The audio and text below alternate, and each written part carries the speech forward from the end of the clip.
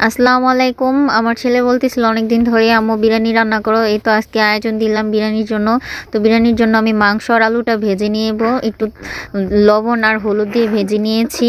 তারপরে তো সেই ভাজার তেলের মধ্যেই আমি বিরিয়ানিটা বসিয়ে দিব।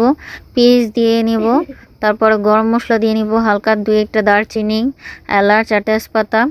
তো তারপর আমি এখানে আদা রসুন বাটা দিয়ে নিয়েছি। আদা রসুন বাটাটা একটু ভাজা ভাজা হয়ে আসলে তারপর একটু পানি দিয়ে নিব। এখানে বিরিয়ানির যে 1 প্যাকেটের মশলাটা পুরোটাই আমি দিয়ে দিয়েছি, কারণ 1 কেজি চালের জন্য আমি এখানে রান্না করছি। তো এখানে 1 কেজি চালের জন্য এই মশলার প্যাকেটটা পরিমাণ মতো নিয়ে আছে। তো এই তো আমার মশলাটা কষিয়ে আসছে, এর জন্য তারপরে আমি ভাজা আলুর যে মাংসটা ভেজে রেখেছি সেটা দিয়ে দিলাম। এখানে চালগুলো আমি ধুয়ে নিয়েছি, চালগুলো দিয়ে নিয়েছি। আর লবণটা আমি একটু বুঝে শুনে দিব, কারণ মাংসতে আর আলুতে ভাজার সময় আমি অল্প একটু পরিমাণে লবণ দিয়েছিলাম। তো এই তো আমি পানি দিয়ে নিয়েছি, একটু গোলাপ জল আর কেওড়া জলও দিয়ে নিয়েছি। তো ভাপ দেওয়ার ফাঁকে